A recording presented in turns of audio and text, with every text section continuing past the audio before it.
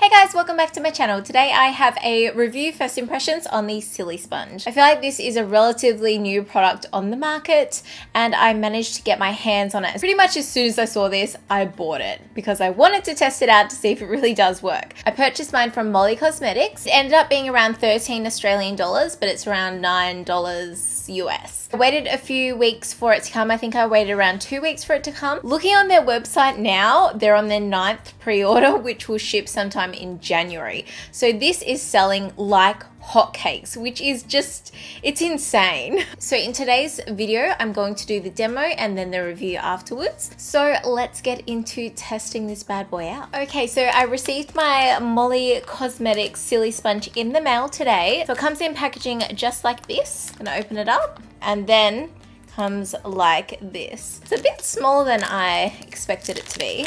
And then it just looks like this. It feels like, imagine like a snake lolly or a gummy bear or something like that. It feels like that. It has the density of those lolly type things. So I'm just gonna go quickly wash it because I want it to be clean. Okay, all washed, and I am going to apply some primer quickly first.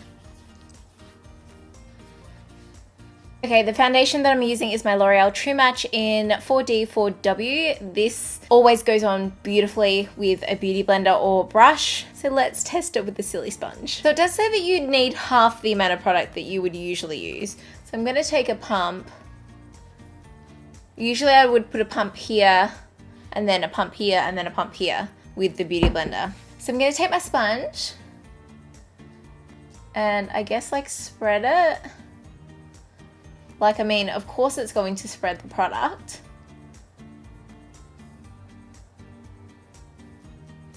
And it does spread it a lot further than what the beauty blender does.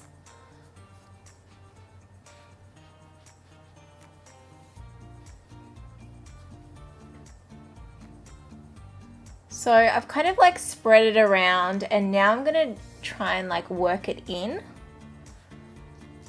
So it says in like circular motions or back and forth. Well, like, I mean, I guess it's applying it to my face, and I honestly have used less than half of the amount of product because one dot has done so much. I wouldn't say the finish is amazing, but it does say that it can take time for you to figure that out, kind of thing. So I'm not even taking a full pump.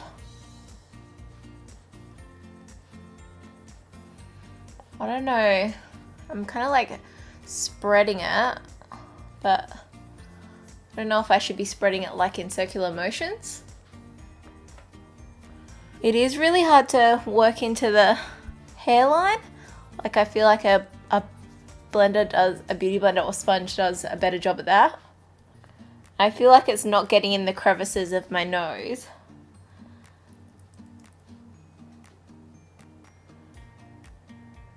Oh, now I put too much on. I guess like I'm so used to using quite a bit of foundation because it would just get soaked up.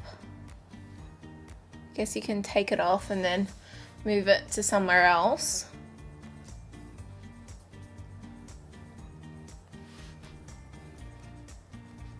Okay, so I feel like I have definitely applied it enough, as much as I can with the Silisponge, and that's what it looks like at this point in time. I'm going to do a close-up of how the foundation is sitting on my skin, and then I might go over with a beauty blender just maybe on one side just to see the difference in how it's sitting. So I feel like it actually applied not too bad. This is a foundation, as I said, it works really, really well with a brush or sponge. It even hasn't gone funny on my nose, which is amazing. But I feel like it could get a bit cakey, and that's perhaps when you can finish off with a beauty blender or sponge or brush, which it does actually suggest on the website. So I'm going to take my sponge, I'm going to bounce it around this side.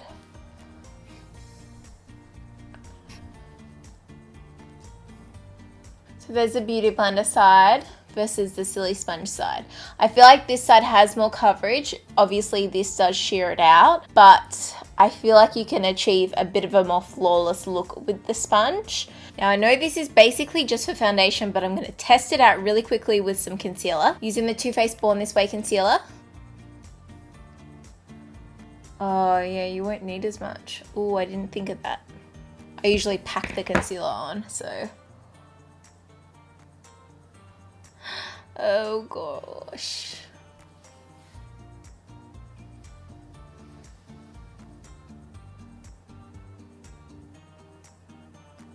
I feel like it's definitely not as precise as the Beauty Blender when it comes to concealer.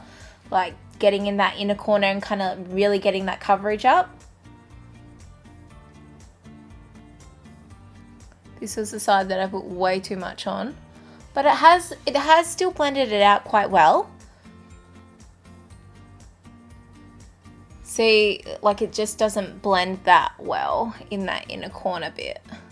And just in that nose, just need some over my redness. I'll use the sponge on this side. Just like flap it. That actually worked okay just slapping it. I'm gonna take my Beauty Blender over this side.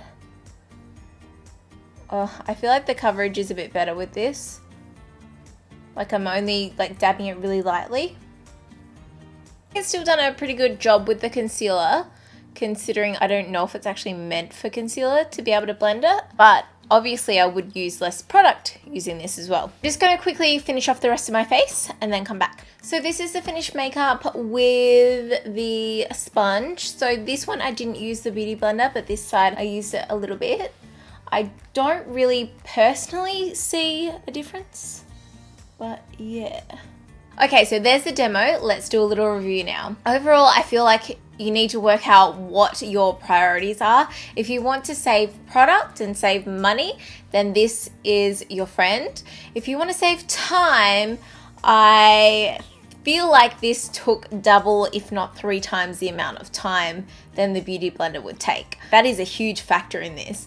Of course, what you could do is spread it all around and then go over with it with the damp Beauty Blender or sponge or brush. That is something that they do recommend on the website, but it still does take some time. It did actually work with concealer, which I wasn't really expecting. I was able to push the product around and blend it in, and I was able to actually get a really nice finish. I wasn't really expecting it to be that good kind of thing. After I've used this a few times, I will get better at using it. I think it's just going to take a little bit of time to get used to it. The fact that it saves half the amount of product, that means a lot to me. I'm someone like I really reserve my high-end foundations for special occasions. It means I might be able to use them a little bit more now that I have this and can only use half the amount of product, if you get what I mean. So obviously this is around $13. This is around 26 Australian dollars. So in comparison, it's about half the price and you're saving half the amount of product, but you will need to double the time if you're just going to use this. What I would recommend is going in with this first, and then perhaps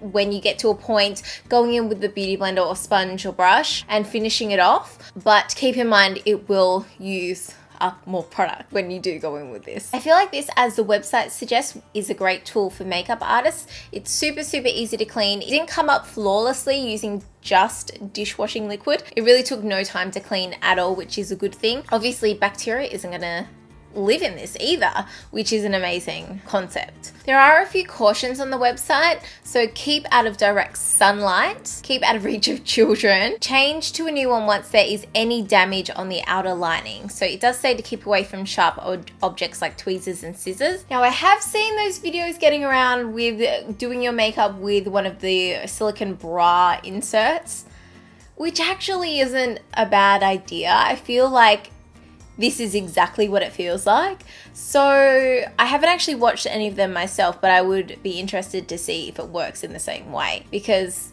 I mean, you can't get your hands on this until after January. So obviously it's going to look a little bit weird having a bra insert lying on your beauty counter, but you know. So yeah, overall, I really actually liked it. I feel like it can save a lot of product, time consuming, easy to clean, and you don't need to wet it before you use it kind of thing. Like, make sure you wash it obviously, but it's like if you wash it and then leave it, you can pick it up and use it the next day kind of thing. Like rather than having to go and dampen a beauty blender, that's so annoying. It has a great finish. It is quite easy to use. It's quite small and compact, so easy to travel with. If you've got any questions, leave them down below. I'm happy to answer them. I think I've covered all I can for now in a first impressions and review. But yeah, that is it for me. I hope you enjoyed this first impressions review on the Silisponge. Thanks so much for watching. Don't forget to subscribe and click on notifications if you want to be notified of when I upload. I'll catch you in my next video. Bye!